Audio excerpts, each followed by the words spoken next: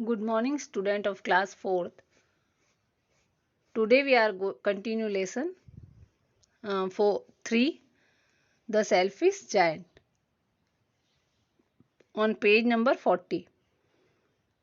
We are going to continue the chapter from page number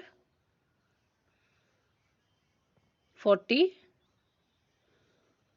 Okay, please open your book on page number 40 and pay attention.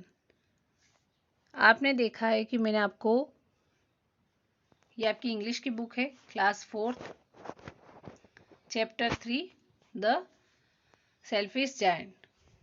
अभी तक ये lesson आपने 38 और 39 page number पर मैंने आपको एक्सप्लेन किया था। इसमें आपने देखा है कि एक जायंट होता है और उसको अपने गार्डन में सारे बच्चे खेलते हैं, वो पसंद नहीं आता है और वो डू नॉट एंटर का बोर्ड लगवा देता है, जिसके कारण वहाँ पर कोई भी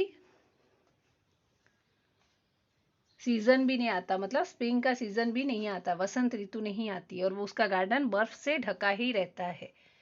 पर एक दिन सारे बच्चे उस गार्डन में चुपके से खेलने आ जाते हैं, जिसके कारण जिन जगहों पर बच्चे खेल रहे होते हैं वहाँ क्या होता है, स्प्रिंग लौटने लगता है। ये चीज़ जायंट देखता है। अब इससे आगे हम पेज नंबर 40 पर कंटिन्यू करेंगे। The tree was still quite covered with Frost and snow.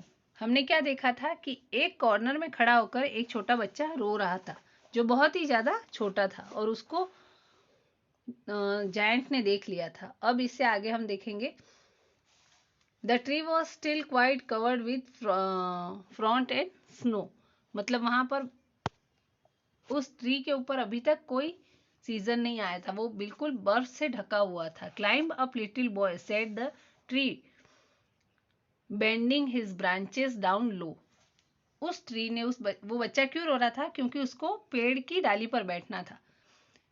पेड़ की डाली यानी ट्री की जो ब्रांच थी, उसने ही उस बॉय से कहा कि मैं झुक जाती हूँ, तुम मेरे ऊपर बैठ जाओ। But the boy was too tiny, मतलब वो लड़का बहुत ज्यादा छोटा था। The giant heart melt and he saw his sign. ये जायंट देख रहा होता है और देखते ही उसका मन दुखी हो जाता है, मतलब उसके अंदर से उसको ऐसे लगता है कि मैं जो कर रहा हूँ वो बिल्कुल गलत है। ये सारे, जब ट्री इन बच्चों के लिए अपने आप को झुका सकता है तो मैं क्यों नहीं। How selfish I have been, वो अपने आप को क्या कहता है कि मैं बहुत ही ज्यादा सेल्फिश हूँ। He said now I knew why spring would not come here. अब मुझे पता चल गया कि मेरे गार्डन में स्प्रिंग सीजन क्यों नहीं आ रहा है। I will put that poor little boy on the top of the tree. मैं जाता हूँ और उस बॉय को ट्री की ब्रांच पर बिठाऊंगा।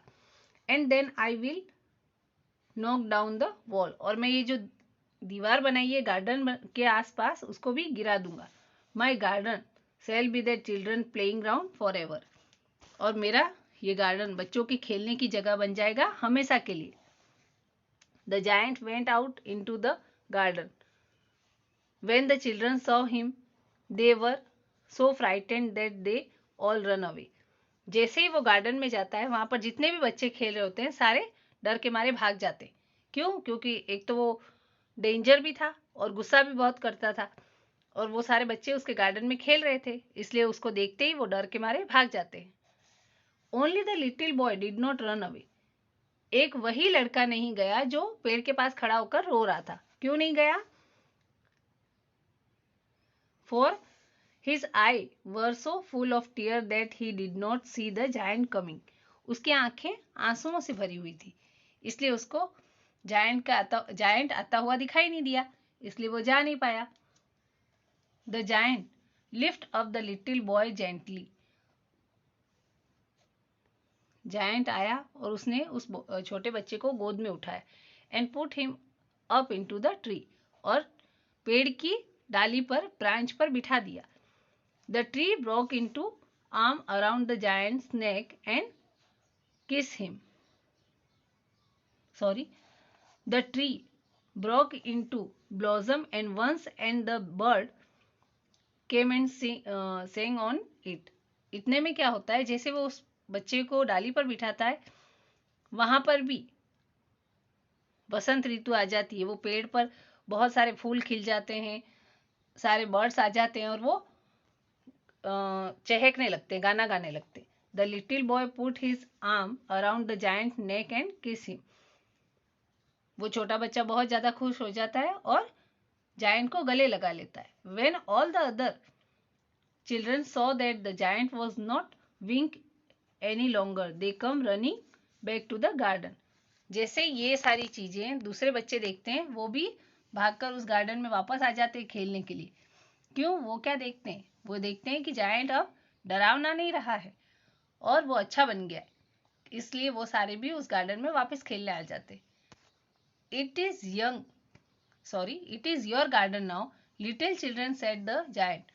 ही know down the wall villagers passing by found the giant playing with the children in the most beautiful garden they had ever seen.